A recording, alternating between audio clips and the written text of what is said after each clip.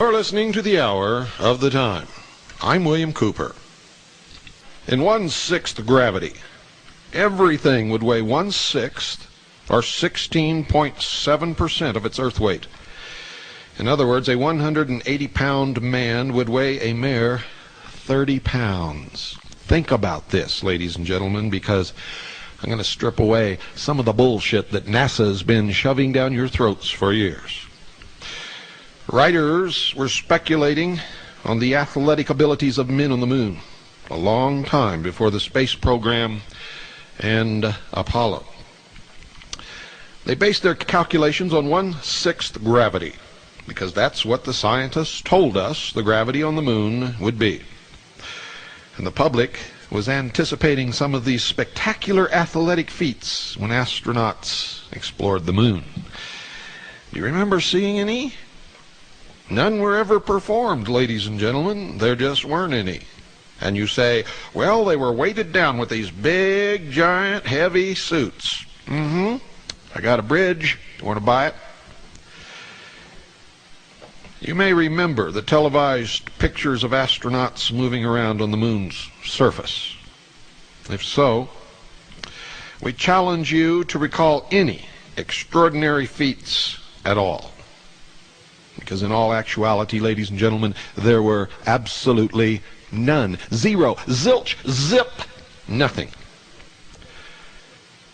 In the November 1967 issue of Science Digest, an article appeared by James R. Barrie entitled, How to Walk on the Moon. In it, Mr. Barrie predicted that men would be able to make 14-foot slow-motion leaps, perform backflips, and other gymnastics just like professionals, and be able to easily move up ladders and poles with their arms, not even having to use their feet. Another prediction was given in 1969 by the writers of U.S. News and World Report in an article entitled, U.S. on the Moon. Look it up. And they said, with gravity on the moon only 1/6 as strong as it is on Earth, a home run hitter in a lunar baseball game could drive a ball well over half a mile. A golfer's drive from the tee would sail clear over the horizon, out of sight. You wouldn't be able to see where it landed, even if you wanted to. See, the height an object will rise in a gravitational field, ladies and gentlemen, depends upon its initial velocity. And if an object had the same initial velocity in 1/6 gravity as it had on Earth, it would rise 6 times as high. If the initial velocity of the object were doubled over its Earth velocity, it would rise 24 times as high. And if tripled, it would rise 54 times the Earth height. Imagine the golf tournaments in such an atmosphere. A man jumps vertically by bending his knees and then flexing his thigh muscles to full extension. Try it yourself, right where you are. Get the feel of this so you'll know exactly what we're talking about. You see, when he does this, it propels him off the ground with a given initial velocity that can be measured. And if an astronaut were to jump vertically in 1/6 gravity with the very same effort expended on Earth, the initial velocity would be greater than on Earth. Therefore, the astronaut would go more than 6 times higher. Now, we haven't even gotten to these suits yet, so don't get ahead of me. We're going to cover that, folks, using NASA's own figures. You see, for the purposes of this broadcast, a conservative approach is taken, and I always do that with anything that we talk about, simply because I know that the wolves are out there ready to jump. We take a conservative approach in determining the relative jumping ability of astronauts in 1/6 gravity versus Earth gravity. A complicating factor, folks, is the alleged weight of the spacesuits and backpacks worn by the astronauts. Now here's where the fun begins. You see, NASA claimed, it's their own figures. I didn't make this up, and you can check yourself. NASA claimed that the gear weighed 185 pounds. Let me repeat that so that there's no misinterpretation. 185 pounds. Now this is a terribly oppressive weight to carry on the earth. But folks, it would be no problem whatsoever in 1/6 gravity. That is, assuming that the astronauts weighed 185 pounds and their gear weighed the same. And these are the NASA figures, and the astronauts, all of them, weighed pretty close to that figure. The total combined weight, ladies and gentlemen, in 1/6 gravity would be only 62 pounds. Now just ruminate on that a little bit. If the astronaut weighed 185 pounds, and his entire suit, all of his gear, weighed another 185 pounds, the equivalent combined total weight in 1/6 gravity would be only 62 pounds. And I'm here to tell you I could do amazing things if I weighed 62 pounds anywhere. Anywhere at all. But we didn't see any of that, did we? You see, this is still only 1/3 of an astronaut's body Earth weight, without any gear. Are you beginning to understand? Therefore, the astronauts should have been able to jump vertically far higher than they could on Earth without any burden. And you remember when they were tooling around in that little car and they were spinning their wheels and the dirt was flying up, making a rooster tail? Well, folks, that dirt didn't fly up very high and it didn't stay up in the air. It came down really quick. And according to statistics, dust in a 1/6 gravity atmosphere. In fact, an atmosphere only 2% as dense as Earth's atmosphere, that dust should still be floating around somewhere, shouldn't it? But it didn't. How are we going to explain this? How does NASA explain it? Very simply, folks, they don't. They can't. They never could, and they never will. Quite a number of professional athletes, ladies and gentlemen, can jump over 3 feet off the ground when they are stretched out, such as in a basketball layup. These athletes are the exception. But an average man in good condition can easily manage 18 inches in a standing vertical jump. Try it in your living room. Try it right now. I don't care how much you weigh. If you can't reach 18 inches, there's something really seriously wrong. Like you might be permanently injured and trying to jump from a wheelchair. It can be assumed that the astronauts, ladies and gentlemen, were capable of attaining this on Earth with a moderate effort, especially considering the rigorous training and the physical condition which they were expected to maintain. And in fact, if they did not maintain that certain specific physical conditioning, they would not have been allowed to make their flight. Are you following? Clear, crystal crisp logic that only comes from the hour of the time. And finally, folks, since John Young's vertical jumping during the Apollo 16 mission has been observed on film many times by all of you and by me, the question of spacesuit mobility and height attained can be discussed because we've all seen it. You can go down and rent videos from your local video rental store right now and watch it again. You can order videos from NASA. You can do all of these things. You see, a standing vertical jump of at least 18 inches on Earth can be accomplished by exerting an upward force of around 500 pounds by a 185-pound person. An equation can be derived which gives the relative heights attained by an astronaut in 1/6 gravity carrying a burden equal to his weight, and the same astronaut on Earth without a burden. Now, it was assumed that in each case the upward forces were identical, since a jump from a standing vertical position only requires the knees to bend slightly. the spacesuits would not have hampered the astronauts appreciably. The televised pictures of John Young on the moon indicated that he was able to utilize his arms and legs for jumping in an essentially normal manner with very little, if any, restriction. Now, folks, this is where it gets very interesting. You see, the resulting ratio of relative jumping ability calculated turns out to be over 4. Over 4. Now, this means that even with the astronaut gear, Young should have been able to jump over 6 feet off the ground if the moon had 1/6 of the Earth's gravity. Now, let's be conservative. Let's say he should have been able to only jump 3 feet off the ground in 1/6 Earth's gravity. Did he? Not on your life. In actuality, his efforts lifted him at most, ladies and gentlemen, 18 inches off the ground. Observations indicated that Young made several attempts to jump as high as he could, but with no success in achieving a height of more than 18 inches. He is shown at the peak of one of his jumps in one of the famous NASA photographs.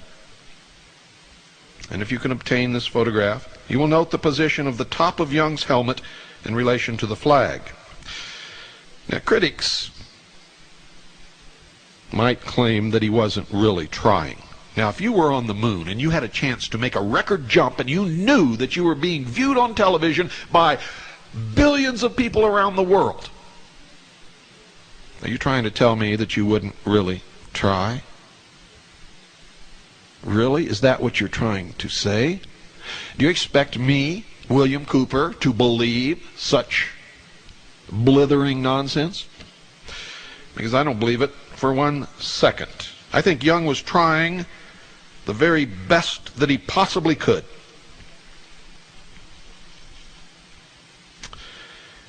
You might claim that he purposely kept his jumping efforts to a minimum. But if this were the case, ladies and gentlemen, a similar Earth effort without a backpack and suit would have lifted him only 5 inches or so. And this was probably Young's last chance to demonstrate that the moon had a low surface gravity. Why on earth wouldn't he make a reasonable effort to impress the world by jumping at least 3 or 4 feet? Especially when the figures say he could have easily reached 6 feet off the ground in a 1/6 gravity. You see, a reasonable jump would have been conclusive proof that the moon had a low gravity, and the risk of injury would have been minimal in low gravity conditions, even with the backpack and suit.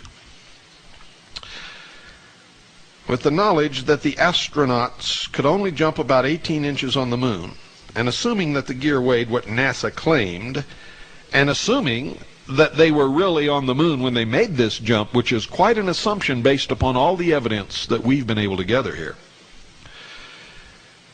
moon gravity is conservatively calculated to be at least 50% of Earth gravity. Now, if NASA overstated the true weight of the astronauts' gear, moon gravity would be appreciably higher.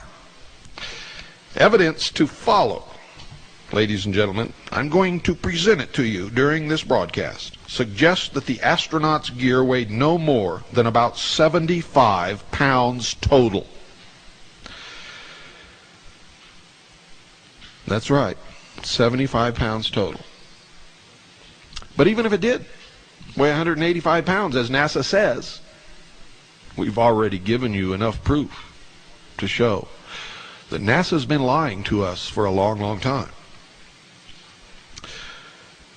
The moon's gravity was calculated to be 71% of the Earth's based on the following assumptions, ladies and gentlemen. That John Young jumped 18 inches on the moon. His space suit and backpack weighed 75 pounds on Earth, and he could manage 18 inches on the Earth without any burden. Now, even if that's wrong, if his suit actually weighed 185 pounds, it would still say that the moon's gravity was at least 50% of Earth's, assuming that all of these other things are constant. A lot of writers, ladies and gentlemen, seem to give the impression that the moon suits worn by the Apollo 11 astronauts were extremely restrictive.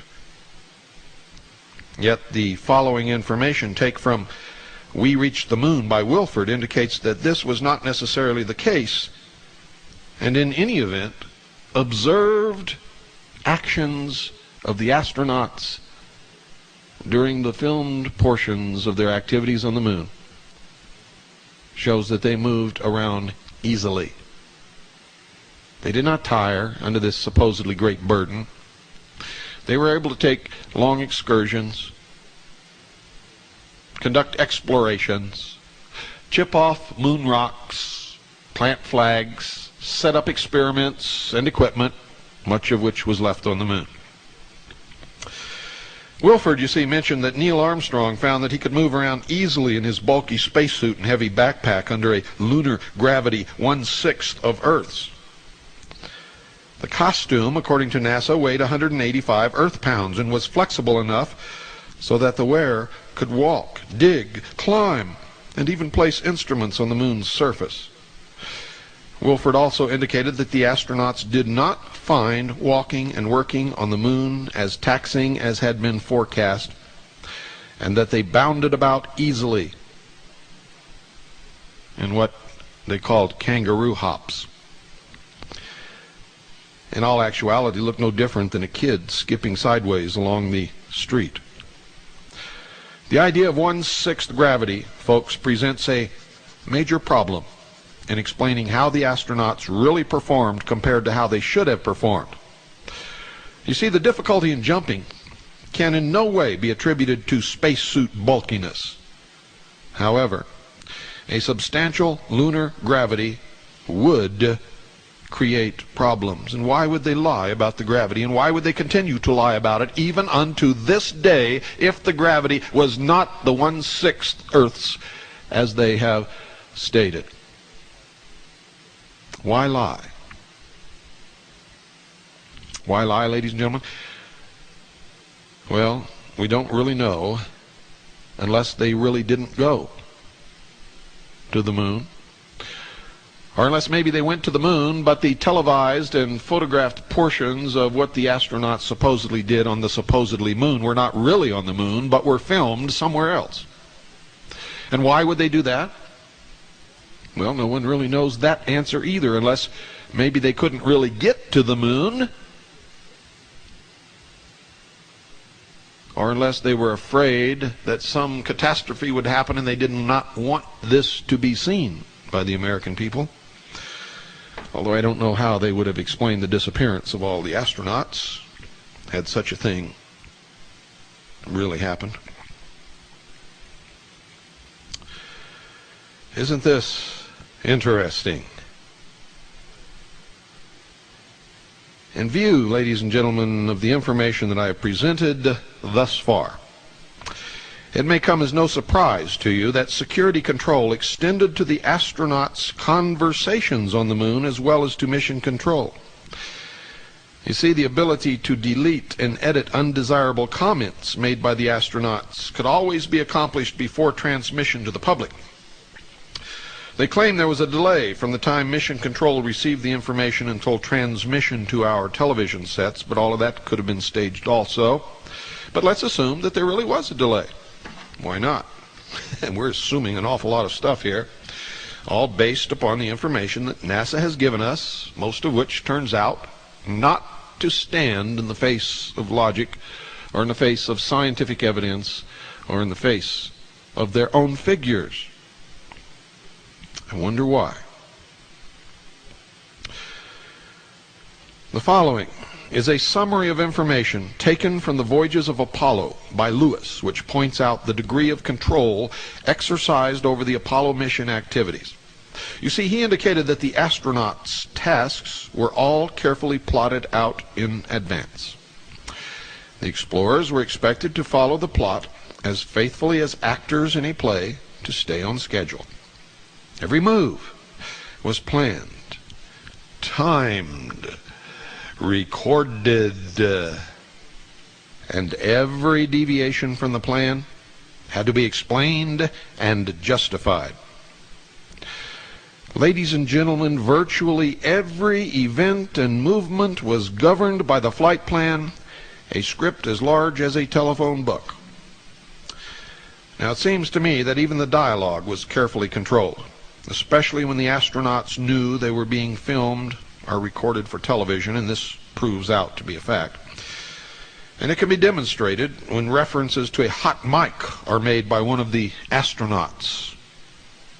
And you can also find that on the tapes.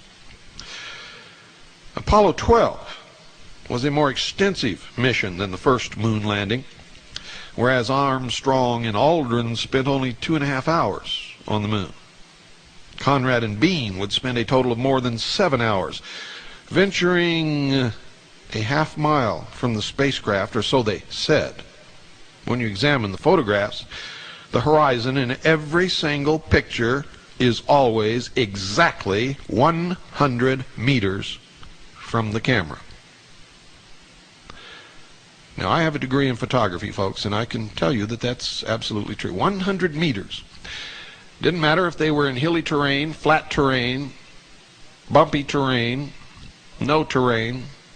The horizon was always 100 meters from the camera, wherever the camera was. This mission was to involve many scientific experiments, including an aluminum foil solar wind collector. And we'll discuss that on another broadcast, because that's very interesting also. So is the flag, which you can see flapping in a lunar breeze in one of the films. Amazing. In an atmosphere that's not supposed to exist, where there can be no wind. The flag is flapping in the breeze. Evidently, somebody forgot to shut the studio door. The first Apollo 12 discrepancy of significance revealing a high lunar gravity occurred just after Conrad jumped the final 3 feet from the bottom of the ladder to the moon's surface, and I'm not going to tell you about that until after this break. Don't go away.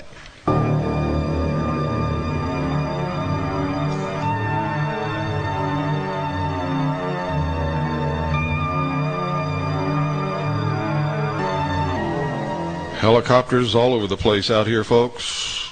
South of town for the last several nights, large maneuvers involving helicopters and troops on the ground and in the air.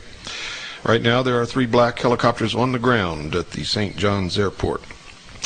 Don't ask me what's going on, because they don't tell me what their plans are or what they're doing.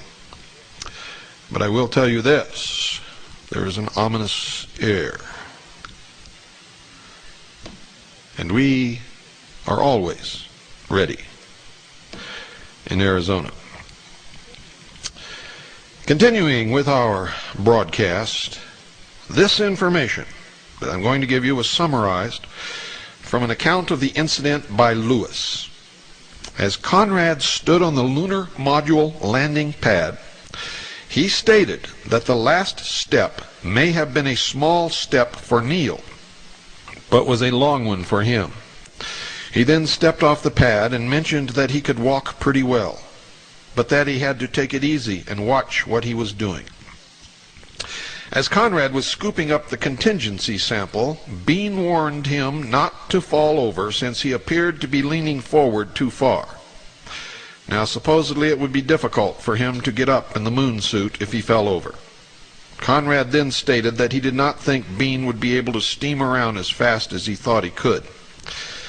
Now, folks, in this incident that I've just recounted to you, it seems that Conrad was commenting on the final 3-foot jump, since he referred to Neil Armstrong's jump down to the surface, not an intermediate step to the lowest rung on the ladder. You see, jumping from a 3-foot height in 1/6 gravity would be like jumping from 6 inches on the Earth. No big deal. Even with the heavy backpack life support systems on, the 3-foot drop would have scarcely been felt by the astronauts. They should have been able to lower themselves down with their arm strength alone, and no difficulties whatsoever should have been encountered. Unless NASA is lying. When Conrad began to move around on the surface, he might have experienced weight problems. However, even with the alleged weight of the gear, the astronauts should have had no problems in standing up if they fell down in only 1/6 gravity. They would have been able to provide the necessary push to right themselves with the strength of probably only one arm, given their physical conditioning. One arm alone, since their moon weight should have only been 60 pounds or so. This is no big feat for a kid in high school. The evidence, folks, presented does not support the condition of 1/6 gravity. It indicates one of two things. It indicates a lunar gravity close to that found on the Earth's surface, or it indicates that the astronauts were not on the moon. Either one of those conclusions, if true, proves that NASA has lied to the American people and the world for many years.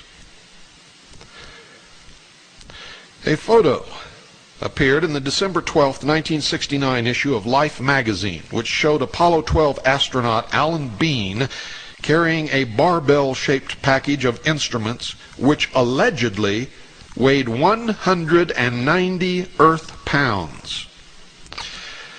Now, the accompanying statement that it had a moon weight of only 30 pounds cannot be consistent with the photo, which shows, ladies and gentlemen, a noticeable bow in the 1-inch steel bar.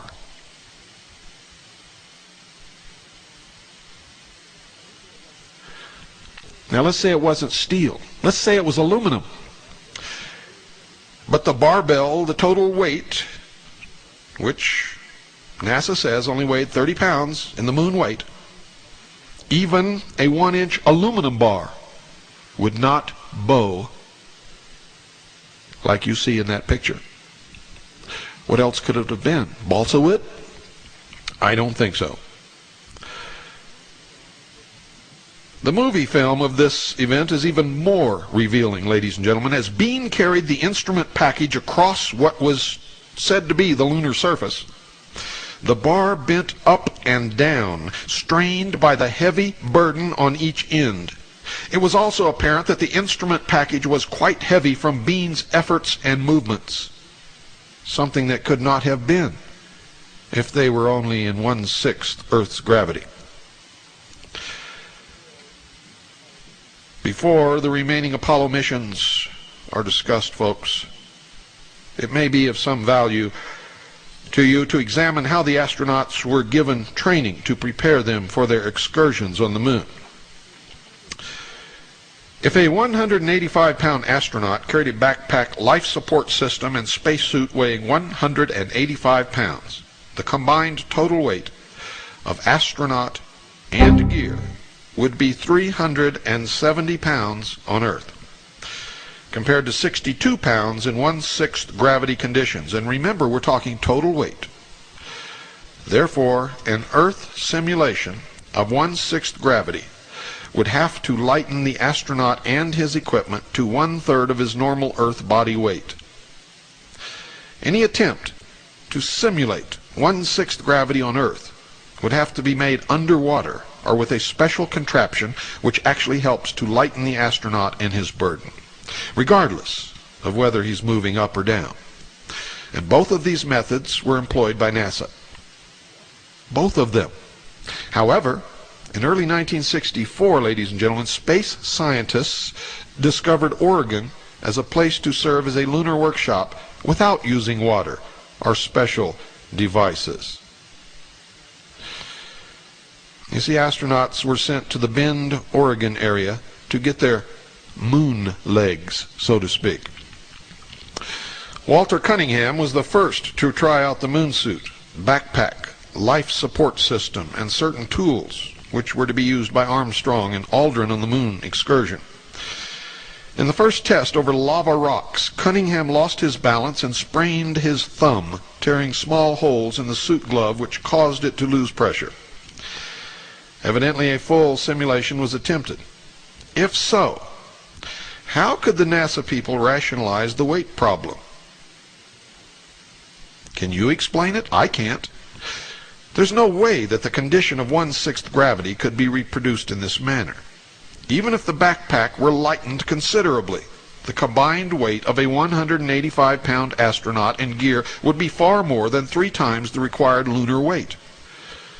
If anything, the real purpose of the tests must have been to simulate a lunar gravity which is nearly the same as Earth's,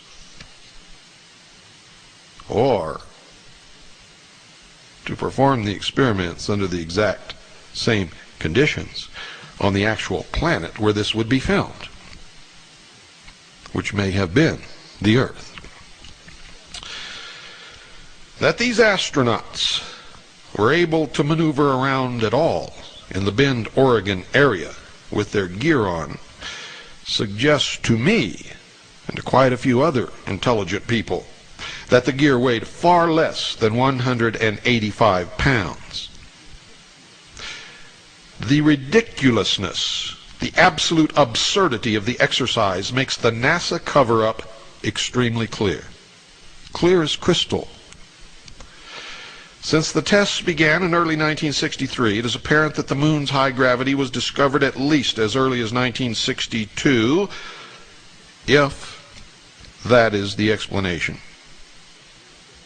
Or they knew as early as 1962 that they would not ever reach the moon, or if they did, the actual moon events would not be filmed, but a play of moon events might have been filmed somewhere in the Arizona, Nevada, eastern Washington state deserts, possibly.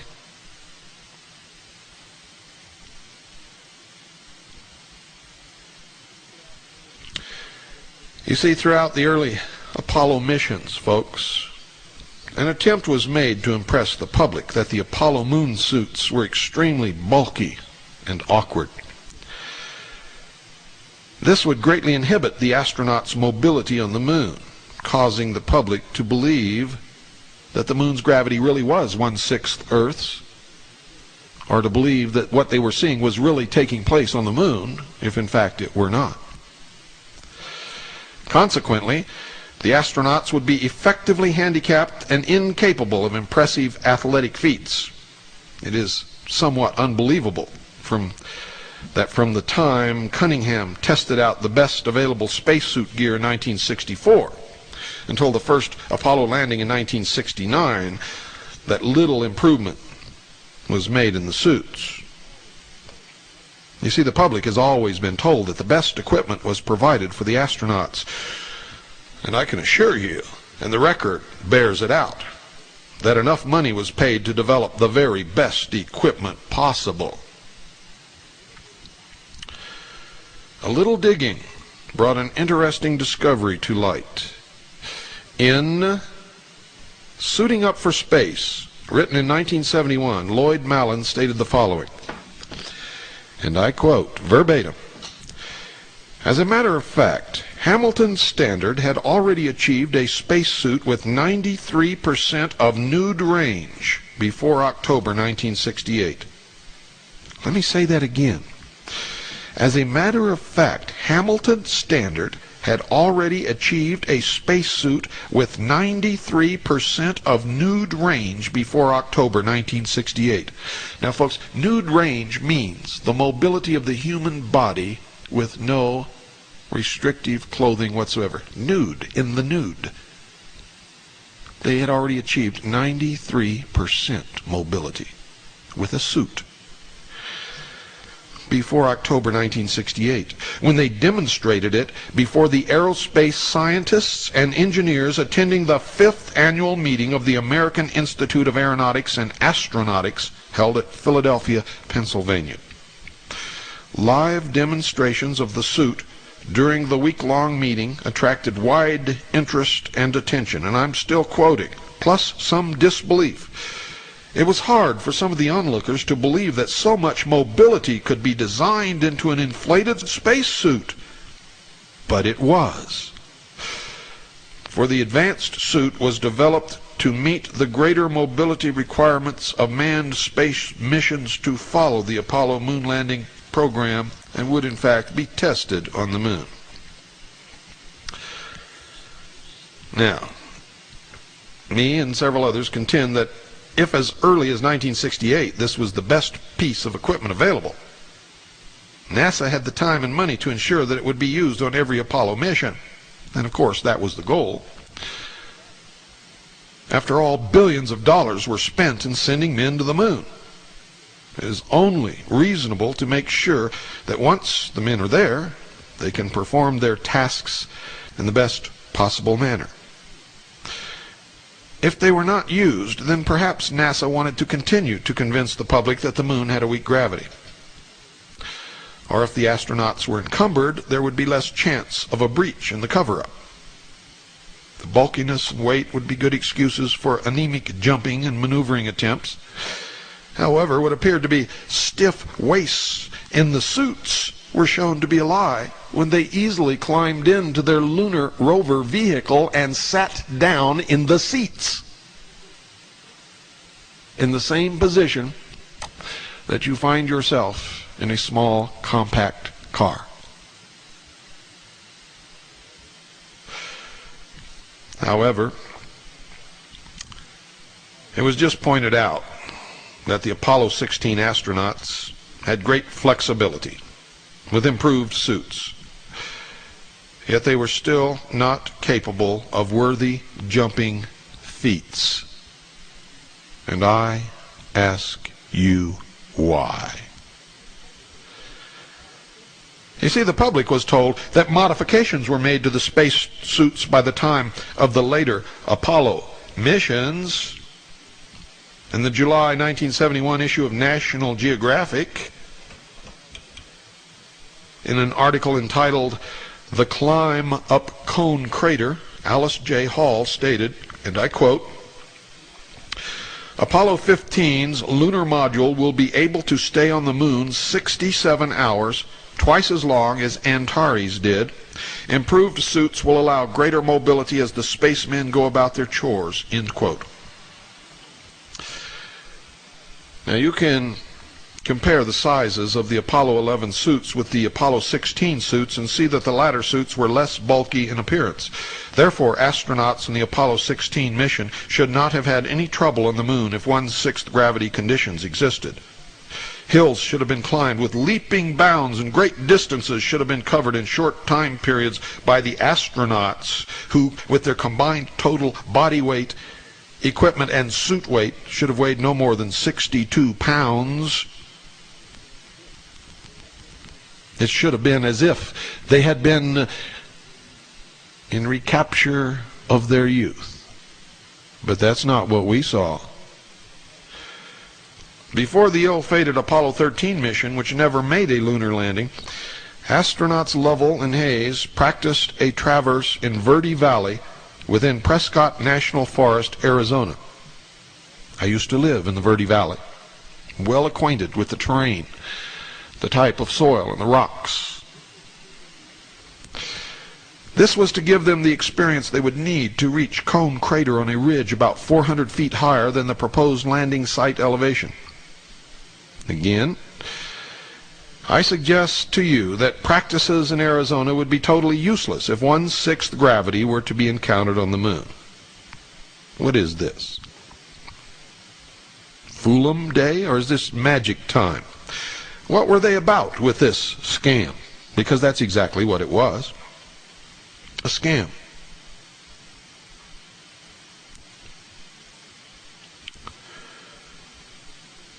Their centers of gravity on the moon would be different from the Earth simulations, and the Earth weights would be 3 or 4 times too high to reproduce lunar conditions. However, the practice sessions would certainly have been useful in simulating Earth gravity conditions. Do you understand what I'm telling you? If Cunningham's backpack and spacesuit had weighed 185 pounds, he would have become totally exhausted in just a couple of minutes. with a combined weight of 370 some odd pounds. But he was not. He was not. Incredibly, his 1964 simulations involved spacesuit pressure. This implies that he carried oxygen and some sort of cooling system. Otherwise, he would have quickly passed out from the heat exhaustion. And, as an ex-professional diver, I can tell you that's true. And all this evidence points to the conclusion that the life support systems and spacesuits were light enough for the astronauts to have performed in high lunar gravity conditions for extended periods of time because they did it with the same equipment in Earth gravity with no problem. In addition, this was accomplished as early as 1964, ladies and gentlemen, and developmental efforts would have lightened the gear considerably by 1969, and indeed the evidence and the statements by NASA and others confirmed that this did indeed take place. The combined spacesuit and life support system weight was probably less than 75 pounds. That's what the evidence shows. Exotic light metals and the best known materials available to NASA would have assured this.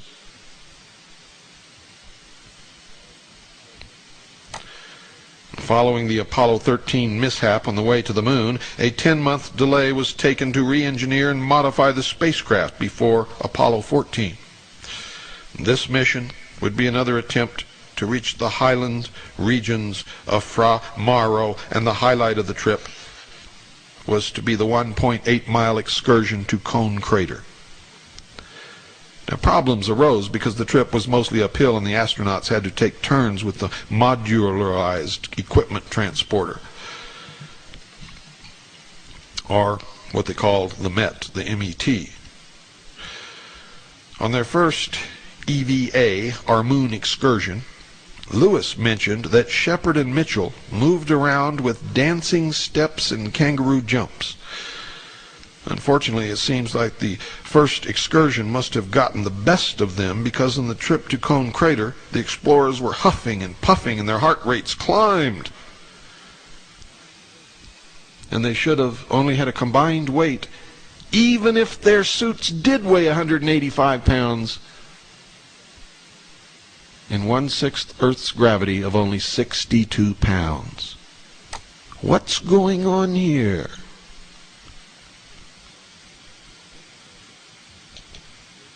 The difficulties were attributed, NASA said, to their semi-rigid, cumbersome suits and the heavy backpack life support systems which supposedly weighed 185 pounds on Earth.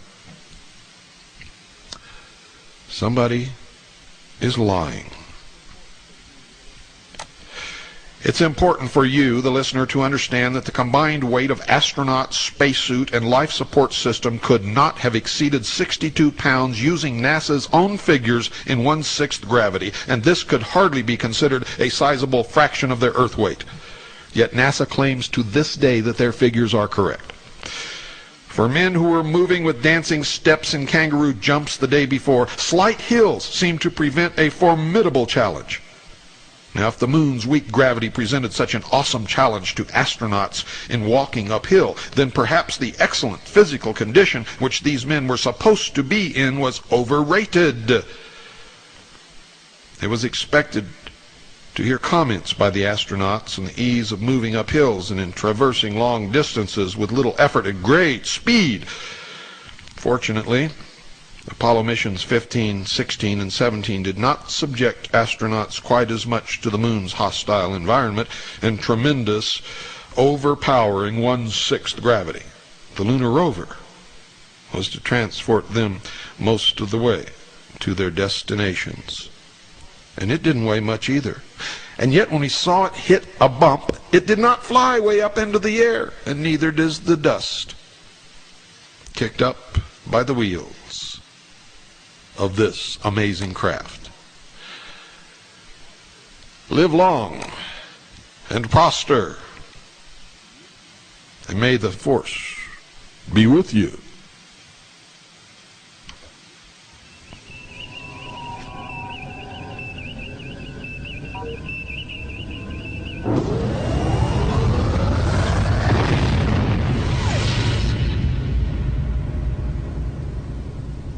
Good night, folks, and God bless you all.